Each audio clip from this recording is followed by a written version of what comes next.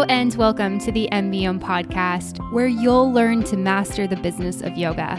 MBOM is a proud part of the Wander Barn Podcast Network, and I'm your host, Amanda Kingsmith. I'm a 500-hour registered yoga teacher, a yoga business coach, and a total business geek. Here at MBOM, you'll learn everything you need to know to create a sustainable yoga business by learning from myself and guests from around the world about how they built their yoga businesses, and about how you too can become a successful yoga teacher, studio owner, and much more.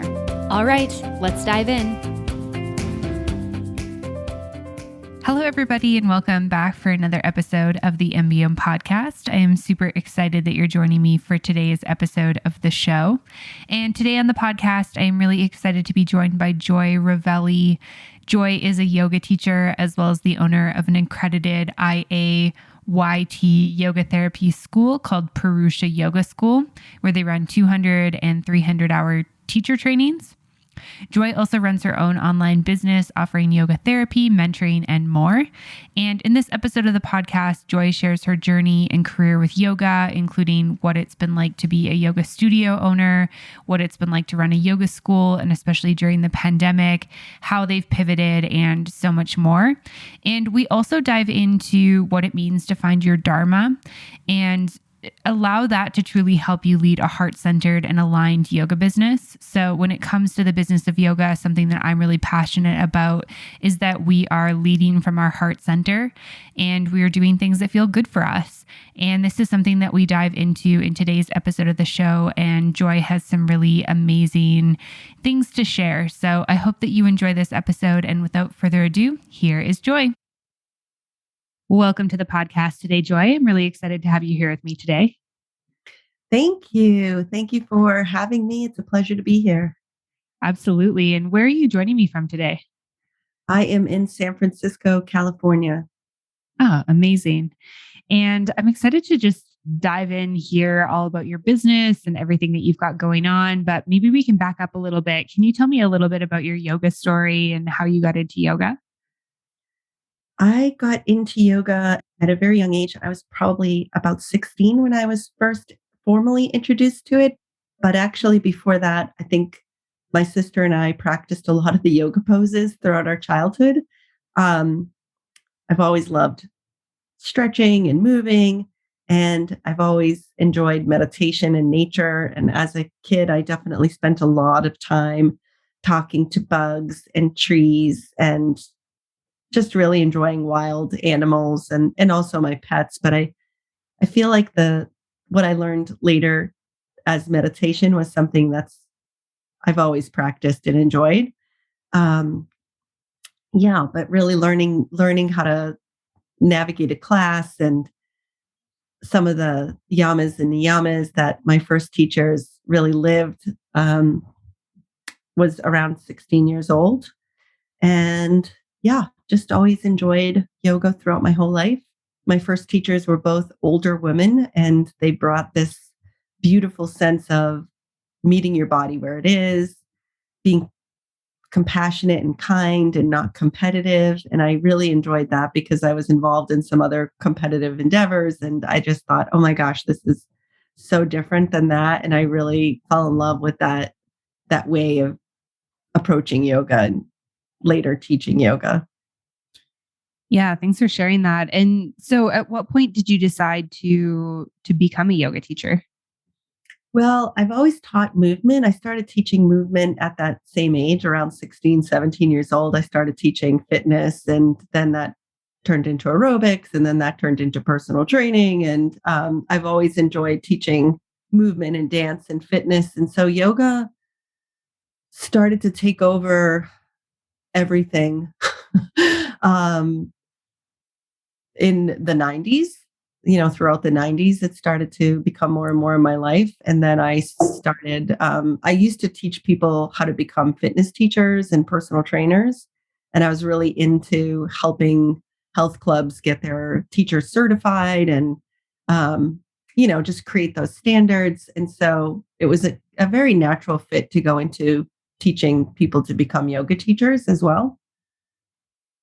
And so for you, was yoga immediately kind of a career that you were interested in, or was it something you were kind of doing on the side, or something where you're like, I'm really passionate about like the movement aspect, or, how did it kind of become, the business that it is today, I guess? My work has always been a huge part of my life, and so it's all intertwined. I teach others that style, that approach of teaching also, where what you are experiencing in your own life from these practices is the very best thing that you have to teach others because it's really true and authentic. And so, yeah, I love to live a life of yoga and, strive to just have it present in my choices and habits and, just trying to live an authentic life. And so, yeah, teaching and practicing is all intertwined for me. And I love the Vedic philosophy that states that the teacher is also the student and the student is the teacher, and that we're in community together, learning and practicing and sharing.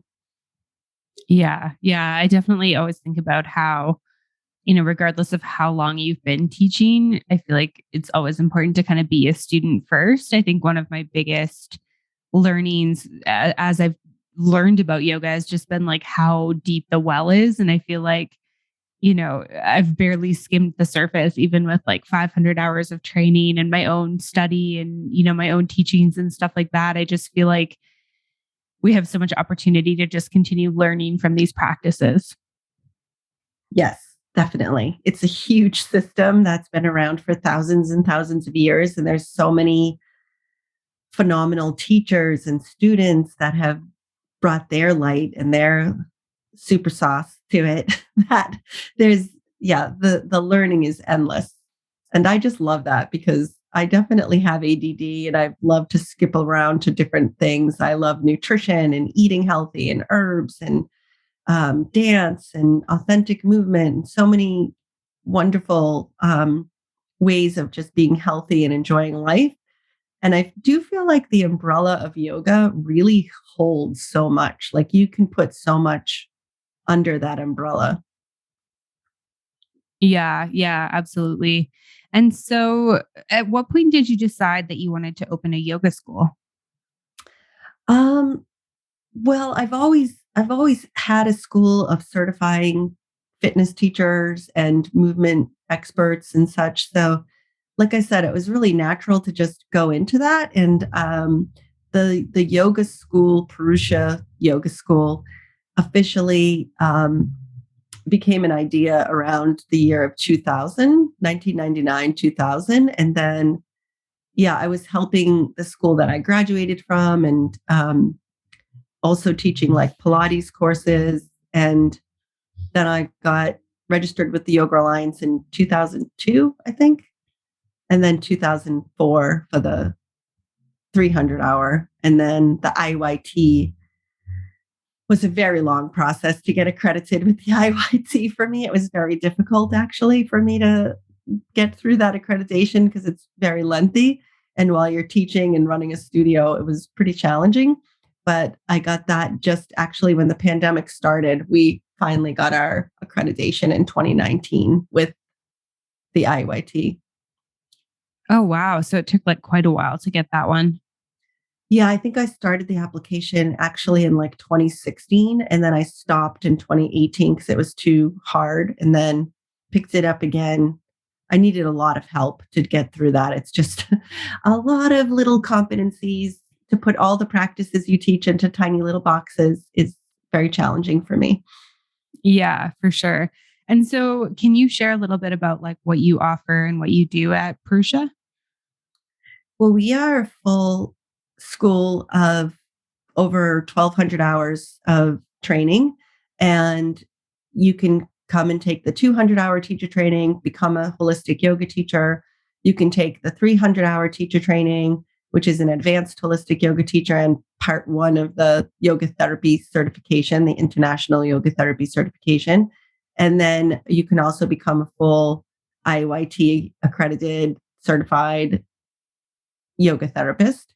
And then we also have other courses too, like Thai yoga massage and Pilates and shamanic practices. We do retreats with Manifest Your Destiny and a lot of self-empowerment and community building. And we also have a nonprofit which brings yoga to underserved and at-risk populations. And we have a lot of like financial aid for our school. We really are dedicated to yoga being accessible for low income. We do programs for veterans, for the incarcerated, for seniors, for homeless, for kids. So I'm always collaborating and connecting with the VA hospital in San Francisco and UCSF and homeless shelters and the county jail in San Quentin. So we're doing a lot of work in the community and hopefully reopening our studio soon. Right now, we're 100% online and teaching classes in Golden Gate Park and at retreat Okay. centers. Yeah. Yeah, yeah. I was going to ask you about that. I feel like running a yoga school is, obviously really amazing. But with the last almost 2 years of the pandemic, eh, yeah, how have you had to pivot? And especially being in a city like San Francisco, where there's been like pretty strict shutdowns and regulations and stuff. Yeah. Well, we had a studio in Berkeley and in San Francisco, and we closed down, mid March, right when everyone else did, and have not reopened. Um, Pivoted immediately online. It's funny that I thought of going online for probably 3 years and thought, oh my gosh, how would anyone ever do that? It's way too overwhelming to like get things online. How do people create a whole school online? And then, of course, we all did it in like 1 month. Um, so yeah, we took the big pivot and we just made it happen. I had a lot of brilliant people helping me. Um, and taught community classes. A lot of Purusha teachers signed up to teach community classes and strive to keep that going. So yeah, we just put it all online, and it was challenging. A lot of shuffling of softwares and trying to keep listening to the community and what was working and teachers. And yes, it's been a lot of pivoting for sure. Yeah, it's kind of crazy because I feel like the yoga industry really did like a 360 kind of overnight. And I think it is kind of interesting to think about like just what you were mentioning with, hey, I'd thought about going online for like 3 years. I was like, how would this work? Like, would people do classes? And I feel like that's been my experience too, working with yoga teachers and yoga studios is kind of this concept of like, you know, like for example, I work with a yoga studio that's based out of Canada, and we had one of our main teachers move home to Italy a couple years ago, and it hit the studio pretty hard because she was like a regular teacher, people loved her, et cetera, et cetera. We never even thought about the fact of like maybe we could get her on the schedule like once a week and just teach an online class, and then pandemic hits and we're doing all of our classes online because we're shut down. So we're like, why don't we bring her back? And she's been teaching with us for, again, for like almost 2 years with regular classes online. And it's just interesting because it was like not even something that we'd really thought could have been feasible prior to this. And we kind of tinkered with like video on demand and stuff like that, but never really got it going. And then pandemic hits and it's like, boom, 24 hours. We've got like an online studio going. Yeah, it's just an Yeah. interesting way of like thinking about things, right? Like how when we're put in these situations, we figure it out. But day to day, if we like don't have to, we're kind of like, oh, maybe we won't do this. Maybe it's not feasible. You're right. I mean, it does teach us all what's possible. And I think that is one of the blessings of the pandemic and this time we're living in is that we need to keep that alive, knowing that there are things that are possible that we don't realize and we haven't discovered yet, and keep our eyes open and keep being creative and lean into it. And yeah, I think there's going to be a lot of opportunities, and we do have to keep kind of pushing outside our little comfort zone and box, and that's hard work, and people are suffering too, and suffering a lot of losses, and it's challenging. There's a lot of kids that are suffering. My daughter's 17, and I can see her friends and her also, really experiencing a lot of anxiety and depression and just not knowing the future. So I think it's all kind of part of it, right? People are striving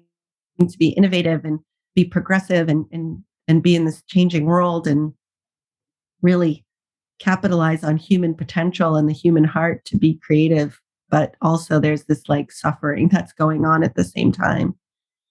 Yeah, yeah, absolutely. There's a lot of things happening all at once. And I think it's hard because we can't just focus on like the good or the bad, right? It's like we kind of have to look at like the challenging aspects of what's happening and then also try to see the silver linings. And one thing I'm curious about is how, running trainings online has been going over the last 2 years. Like, what has the response been from students? And, what have you guys learned as a school? All of that good stuff. That's a great question. I feel like the overwhelming response, I would say the number one positive response is appreciation, is gratitude for the opportunity to connect with people and be in these practices together. People are very challenged with keeping up with their practice and people are struggling, right? People are shifting and moving, and there's a lot of people that moved out of the Bay Area. And so having this online community has been a big support, a big, just wonderful gift to so many. And it's interesting for me because I do feel like in some ways I'm a better teacher online. I can focus more on the content and the curriculum and less on the pull of energy of students because, I'm very empathic and I'm very interested in everybody staying involved and everybody's learning skills, like learning differences. And online, I feel like in some ways it's easier for me to focus on the teaching. And another interesting thing about being online that I think people have really enjoyed is the breakout sessions. And in a studio, that's actually really challenging to set up. We have to put people out on the deck and in the kitchen and in the small studio and in the big studio, and people can hear each other. But in a breakout room, people have this beautiful intimacy. And, there are times where I just let that be intimate. And when people come back, they look so shiny and so happy that they had this friendship form in the breakout. Um, and then it's really also very easy to give feedback right in the moment, real time, give teaching feedback to people because, other breakouts, they're practicing teaching. And, I can look very carefully and listen and give feedback. So it's been a really nice tool in those ways of teaching. And, some of the course content you can watch super slowly, like the anatomy, and you can stop it when you need to and take notes and really assimilate the information. So, if you've been listening to the podcast for a couple of months or you're a dedicated listener who's been with me for a couple of years, first of all, thank you. And second of all, you've probably heard me talk about Offering Tree so much. But the thing about it is sometimes we don't know if it's actually worth it for us or if it's actually right for us. And so instead of just taking my word for it, I want you to hear from a fellow yoga teacher who also wasn't sure if Offering Tree was for them and if the investment was going to be worth it, and actually ended up with some really, really great results by having a software program. All right, here is Carly B., who is the owner of Radical Rest Yoga.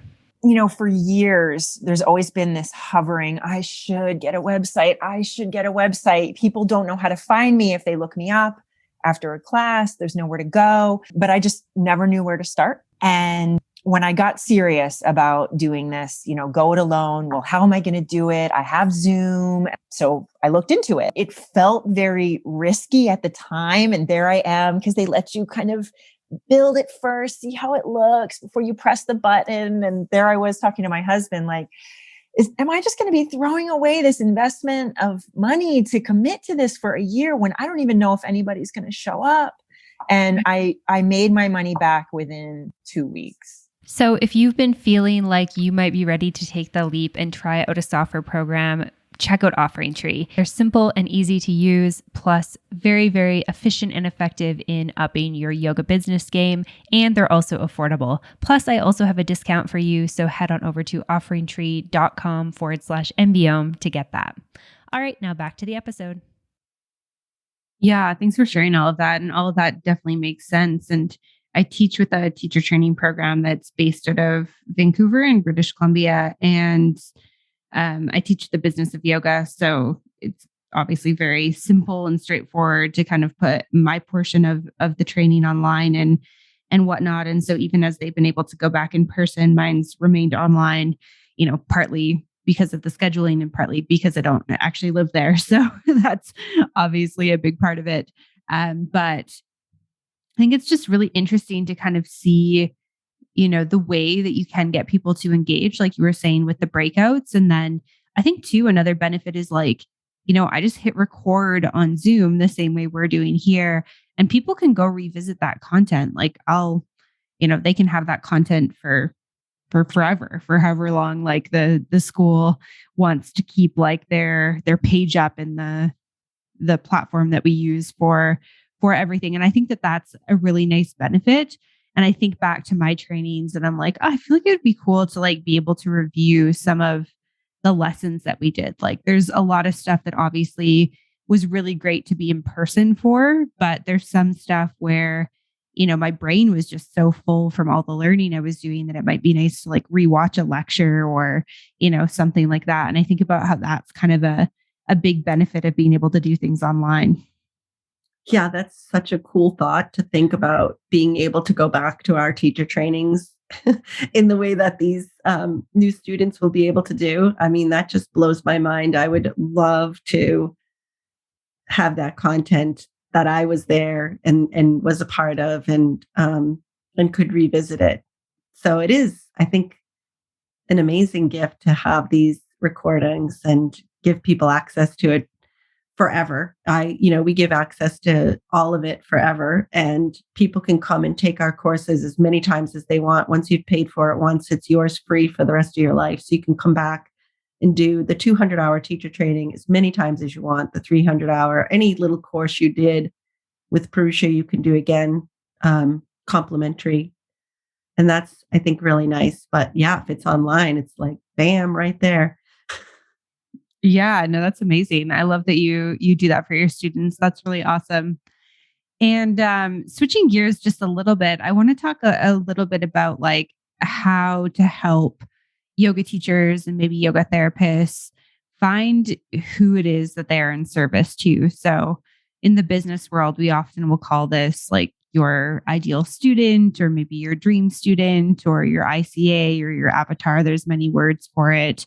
And I'm curious kind of, how you approach this and how you help students that you're working with kind of figure out like, hey, yeah, I'm excited to teach yoga. I'm excited to go out there and, offer my services, but who do we actually want to help and who do we want to be in service to? That's such a great question. I love this topic, and I love helping people find their pathway and find their Dharma, their true calling in life. And I do a lot of guided journeys. I do a lot of guided meditations on the perfect day in the future, really seeing your students, feeling your gifts in your hands and how you offer what you are offering, how you provide, and getting people into that deep meditative state of feeling what it is that we're meant to be doing and how we share and what that is. In that state, there's so much that arises, and people have amazing detailed experiences in those meditative states. And then we come out of it and we do journaling and sharing. And I help people cultivate that relationship to their true calling and their Dharma, their path, their North Star. And also, I think people naturally come to wanting to help their family, their loved ones, their friends that are suffering in different ways or have obstacles that are, specific to their loved ones. So I think that's another way that people just naturally find their students. And, a lot of people will naturally want to help the people that are right there with them, whether they have Parkinson's or their kids are struggling in school, and maybe they have a history of addiction themselves. And so they want to help others. And I think that's part of the process as we practice and have these experiences for ourselves of better well-being and just feeling more healthy. We obviously want to share them with others. And so I think, the things that we also go through internally in our own lives are naturally what we want to give back. Yeah, for sure. That's definitely been my experience, like personally, and then also working with yoga teachers as well. And I think that it's really common that maybe we have a like personal struggle or maybe like a physical injury or something. We end up doing yoga, and yoga, helps us in some way. And then we feel called to help other people. And so it's often, this ideal student or this target market can end up being like us in the past in some ways, or like you were saying, maybe a family member. Like maybe we started learning yoga because we've got a family member or a loved one that is suffering in some sort of way, and we want to help them. And one thing I'm curious about, because I feel like this is one thing I've experienced where maybe I'm led through a meditation, or maybe I have like one of those really empowering shavasanas where I have some like brilliant ideas and I'm like, oh my gosh, that's the best idea I've ever had. I need to execute on that. And then you kind of come out of it and you're kind of like jolted back into, I guess, like reality, you could say. And it sort of feels like sometimes these dreams we have or these things that we think about can feel almost like a little bit silly or unachievable. How do we kind of go from like the envisioning to like actually taking action on things that are kind of coming into our minds that we feel inspired about? That's a phenomenal question. Also, I love the acronym JAM, journaling, art, meditation. However, it's not in any particular order. So once you go into a meditative state and you have a journey, I coach people, guide people to stay in that meditative state and go to their art. So journaling and art. And I've learned these practices from the shamanic ways, but also from Anna Halprin with authentic movement and body mind centering and some of the other human potential programs that I've been engaged with my whole life. And I'm a lifelong learner through art and writing, and so letting people have that time to just be quiet. And then other times I'll be the writer for them. I'll scribe while they're still in that meditative state. They can share with me what came up and I'll write for them. And that's a really, really nice gift because then people can stay in that state. And this is a lot of where yoga therapy is going, where we drop people into that meditative state, give them some guidance, help them along, through those levels, and then be their scribe and help them to access those deeper parts of themselves and actually get it out there. And then from that art and from that writing, we can start to realize, what can you bring into your life right now that's a part of this? What is the small little threads that you can start to make real right now? And it might be just filling, your house up with this color or with these things that you saw in the meditation. It's very elementary. It's very 5-element based. And then that starts to like remind you and keep it going. And then you keep the energy going and you bring practice into that for yourself, right? So then we start to create practices from that for ourselves. And then those little practices, those little goals get bigger and bigger. So that's how we do that. And, my idea of that is really manifesting your destiny. Yeah, I love that. And in terms of like what you can put up in your house, is this kind of like, I know you mentioned the elements, but like photos, like something like a vision board, like what does that actually look like? Yeah, using all the elements. So yeah, I'm a big fan of vision boards. Also a fan of just bringing in colors, bringing in fragrance, bringing in, practices that stimulate the intention. Bhavani, lots of intentions and ways to remember the intention, just with things that are visual, things that you hear. Having a routine is also really important. As we're dedicated to bringing something new into our lives and realizing a goal, we need to make sacrifices and we need to create a schedule that can create success for this. So it's not all just the secret, right? You can't just sit around and make a vision board and things happen. You have to actually take action steps. And so I'm a big, advocate of helping people take those little steps every day, little habits that bring things forward. Yeah, I'm a big fan of that too, because I think this is where like maybe we get a bit confused in society with the word like manifestation or manifesting, where it's kind of this idea of like, oh, like you can use your thoughts or your mind or your visions or your journaling to like bring things into reality. And I certainly am a believer in the power of manifestation, but I think it's so much more than just like sitting down and envisioning something and just doing that. Like we do have to be taking those action steps towards actually like turning that vision into a reality in our life. Right. And then you go to the practices, right? There's tapas. It's going to hurt a little.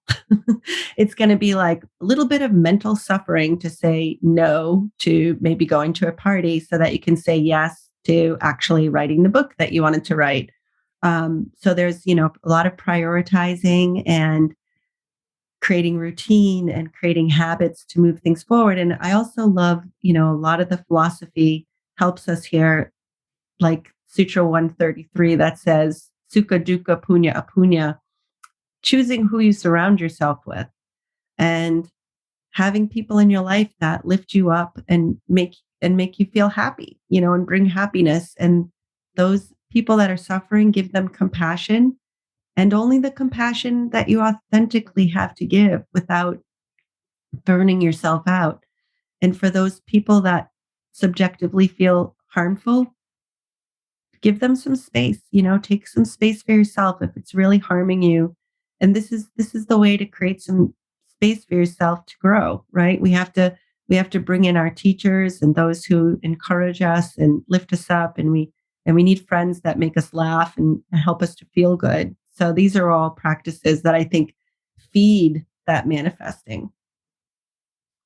Yeah, absolutely. I really love that. I think that that's really beautiful. And I'm curious if we can kind of bring the concept of karma into this too. Like, how do you feel like karma kind of weaves in with this idea of dharma or what we're supposed to be, doing with our life? Well, karma is action, and for every action there is a reaction. And you can also think of karma as the cards you've been dealt, right? So there's like things that have happened before that have put you in this place, and there's cards that have been dealt to you that are out of your control. And dharma is the knowledge. What do you do? What are you going to do with these cards? Like, what are you going to do right now? And it's hard work to practice forgiveness. And I do a lot of work with forgiveness. And, forgiveness, again, is not just a quick act. For most of us, it's a journey. Telling our story, having our story be validated, really understanding how we feel and where that trauma is in the body, and working through it and processing and transforming it into something new. And these wounds can become our wisdom. So I don't think you can skip over that. I don't think you can skip over your karma. You have to work with it and find a way to accept it and even practice profound forgiveness. And then we can really be on that path of light. And, it actually makes us lighter to forgive. So I personally have done a lot of work with forgiveness for myself and for others.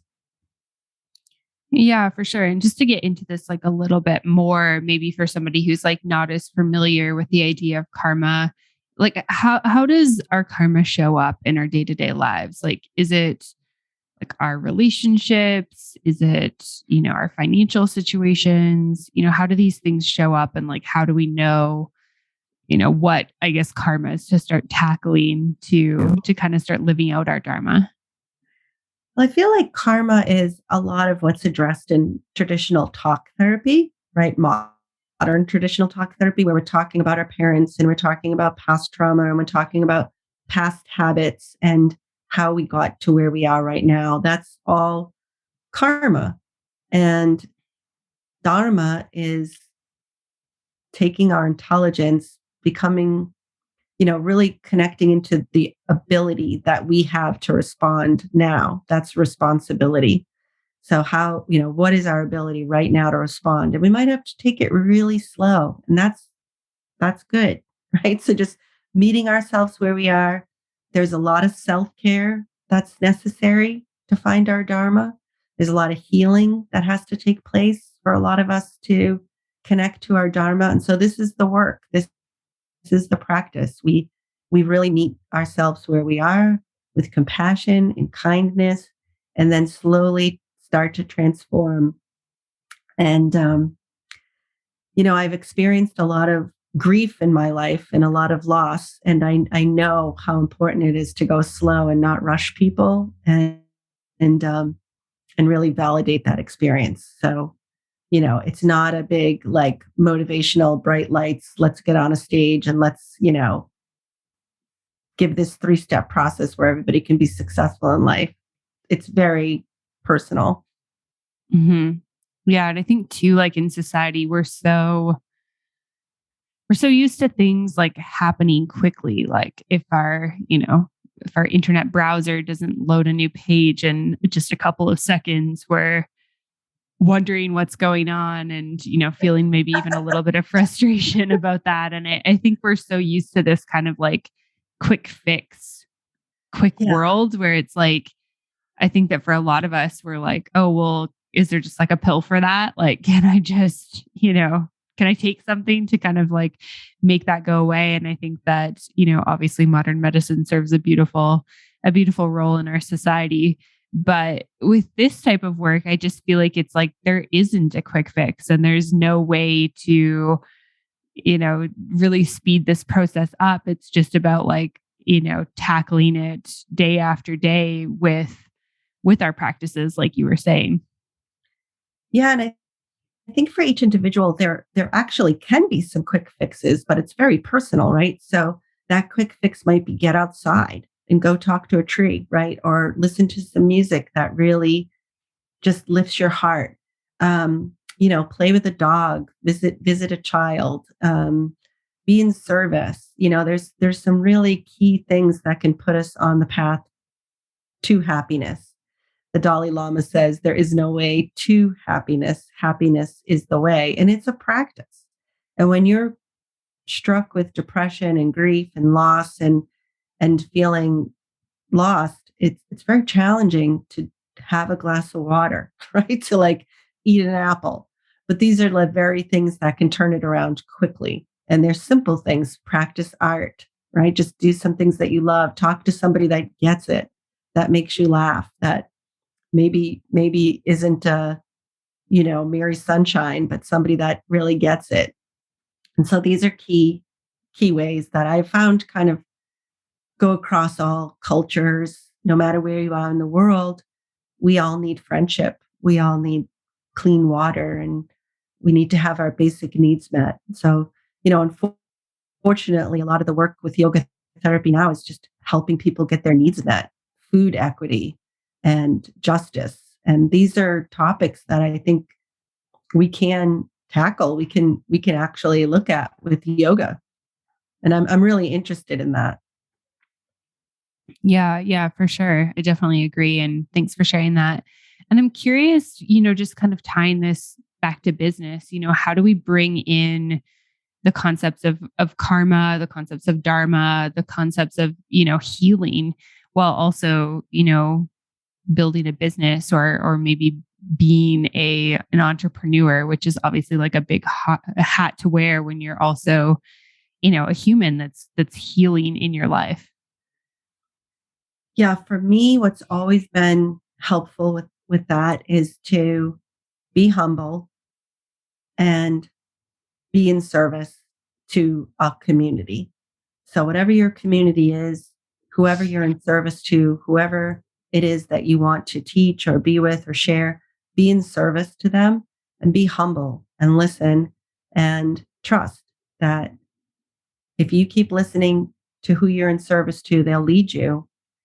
We don't need to have so much of a brand. I think more than that, it's listening to the community's needs and being in service that can help us and guide us. Yeah, no, I think that that's a really like beautiful way to look at it. I love like, talking and teaching so much of like the tangible concepts of business. But I think that, sometimes it's hard, especially when we're like starting out with our teaching and maybe going through these processes of learning, who we are as a teacher, or maybe we're trying to figure out how we bring our personal values into the business that we want to create. And I think that coming back to this idea of, being in service to your community is a really beautiful way to look at it. Of course, there's, tools and techniques and things you can learn related to business that can help you, quote unquote, be successful with it. But I think that really like getting to know the people in your community and talking to them and seeing what they need and how you can help them is one of the best things that you can do to, run a, again, quote unquote, successful business. And I say quote unquote, just because I think it's important for people to define success in their own way, Yeah. And the reality is we are running a business, and a lot of people in yoga don't want to talk about that, or it's not talked about as much as it needs to be, for sure, because we're all in it. You're running a business, I'm running a business, and that's a lot of my day. I wish it wasn't, but it is. I wish I could just teach, but I have to get students, and there's marketing involved, and there's advertising, and there's messaging, and there's all this software you have to learn, and how to do so many things. And I think you have to have a very strong growth mindset, and you have to be willing to surround yourself with people that know things that you don't know, and let them lead, let them have that autonomy. Um, so those are some of the skills that I feel are really important as a developing entrepreneur. Like for people that are developing their entrepreneurial skills and want a business, I think there are some key attributes to work on. And I've made a lot of mistakes. Okay. I've definitely made my share of mistakes. It's hard to be the person to make decisions of who's going to teach what class and what's going to be on the schedule. It's very difficult to let people down. And when you're a giver and a helper and a teacher, these decisions are even more difficult, I think. As a busy yoga teacher, brand new mom, and entrepreneur, I am always looking for ways to increase my productivity. And that's why I'm really excited about Magic Mind. Magic Mind is the world's first productivity drink that not only gives you the alertness that coffee and other energy drinks do, but also has ingredients to support memory, increase creativity, and boost focus. It also has all natural ingredients, which is something that I really love about this brand. These ingredients include ceremonial grade matcha and lion's mane mushrooms to extend your morning energy, as well as turmeric, ashwagandha, vitamin C, echinacea, and much more. It helps with procrastination and brain fog, but doesn't give me the jitters and crashes the way that coffee does. That's why I love to start my day with Magic Mind. My favorite way to make it is to heat up and frost some milk and make a little matcha latte. If you followed me for a while, you know I love a matcha latte in the morning. And if you're like me and need to get a lot of things done in the shortest amount of time, go to magicmind.co/yoga and use discount code YOGA to get 20% off today. Magic Mind is your best choice when it comes to getting more done in less time through the power of the nootropics inside. Plus, they also have a money-back guarantee for any first purchase will be refunded, no questions asked if it doesn't meet your expectations.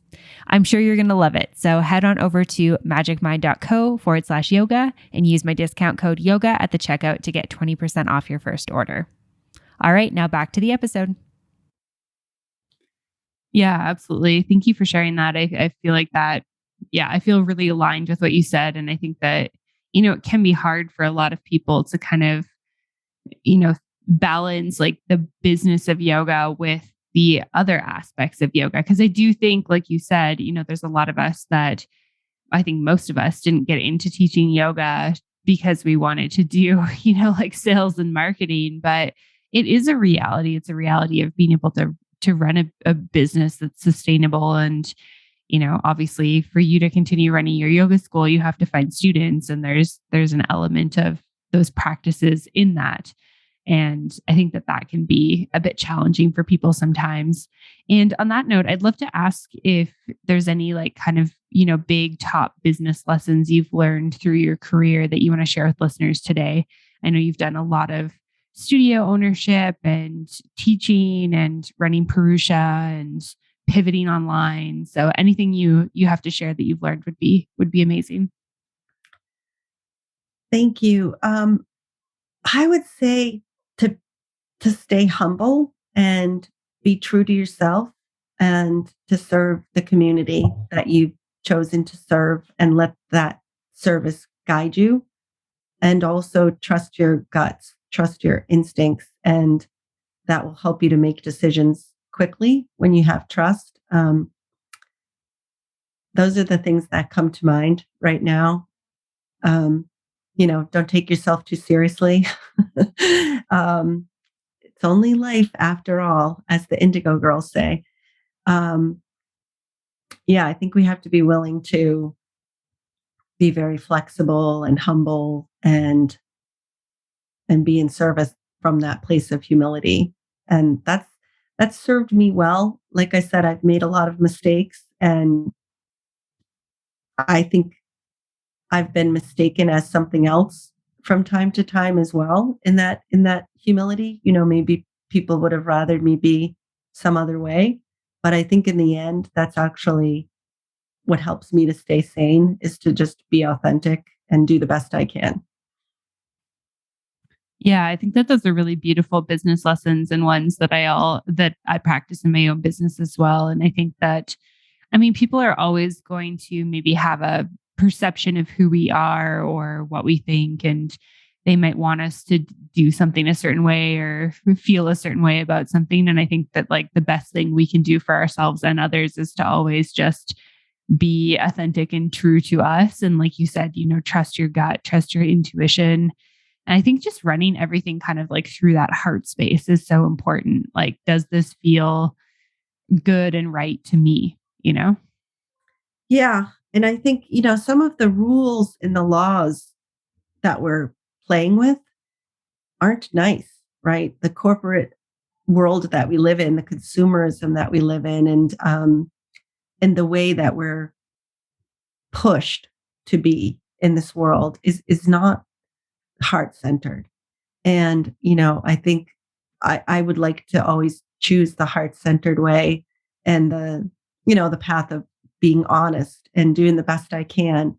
And if I say the wrong thing, or I've made the wrong choice, that's going to happen. We're human beings, but at least it's done with that intention of, striving to be in service. You can't please everybody all the time. And, you have to make decisions, and yet you have to stay authentic to yourself. And at least then you can go to bed at night and just know that you've done the best you can.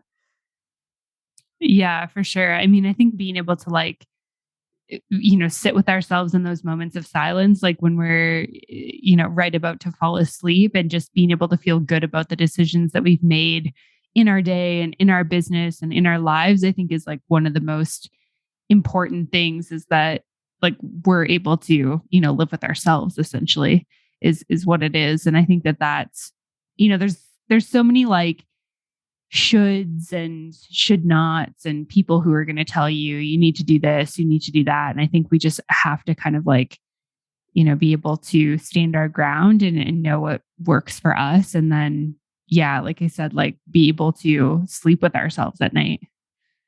Yeah, I think it's impossible to be everywhere to everybody all the time.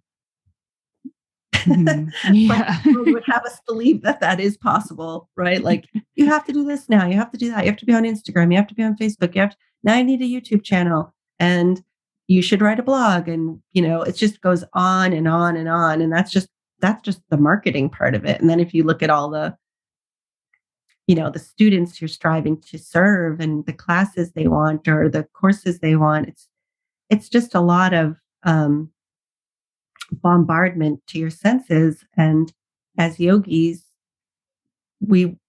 our practice is pratyahara, is choosing what we bring into those senses and what we focus on with dharana.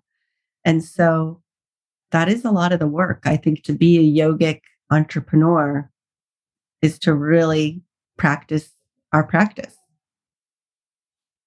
Yeah, absolutely. I completely agree. And to be able to bring in like the teachings of yoga into our business.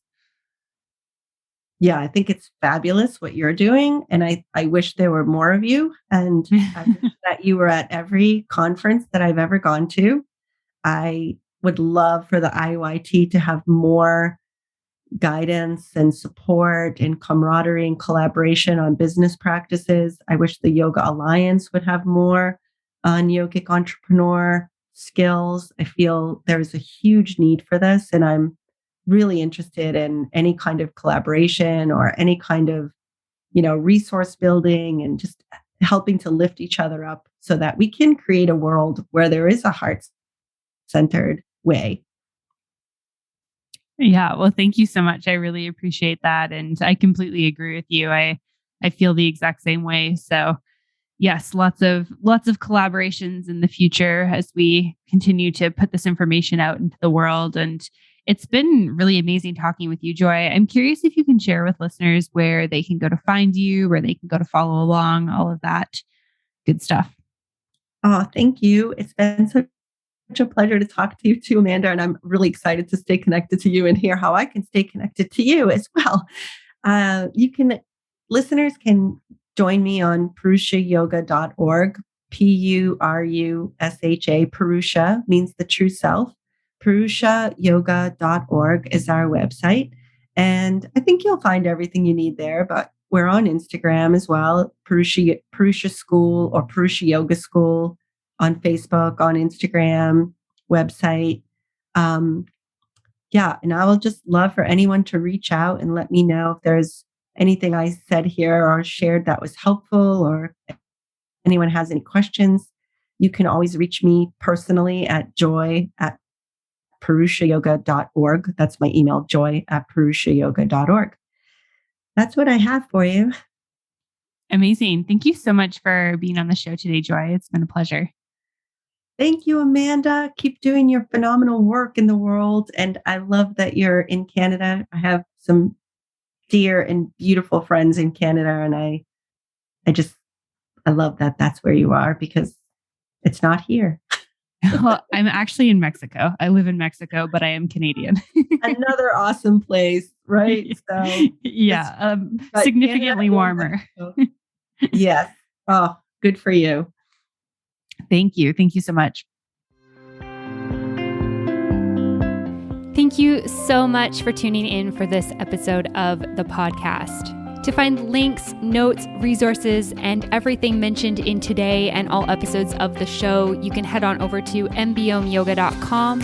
You can find the podcast and myself on Facebook and social media at Mastering the Business of Yoga. And I would love for you to join the private Facebook community, Yoga Business Badasses. If you have any questions, comments, or feedback, please make sure you reach out to me at info@mbiomyoga.com. And last of all, if you enjoyed this episode of the show, please make sure you hit subscribe and leave a review for the podcast. It would mean the world. Thanks so much for listening, and I'll see you next week. Namaste.